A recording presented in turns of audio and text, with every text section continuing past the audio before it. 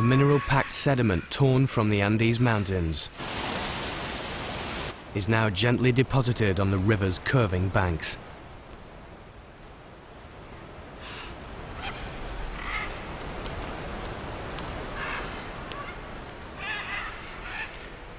For multicolored macaws, this is a godsend. When the water is low, the nutrient-filled mud is left exposed.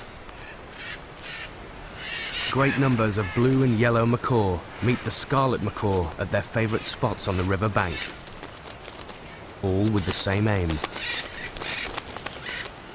to eat clay.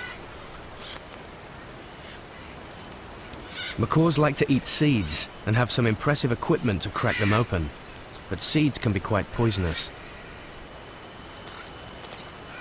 This is where the clay comes in.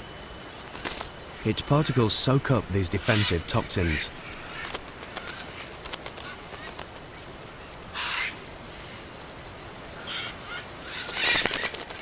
In the dry season, it can seem like every parrot in the neighborhood visits every 2 to 3 days. There's a good reason for the big groups.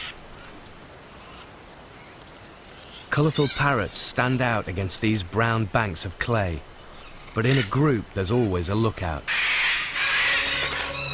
and a chance of avoiding birds of prey.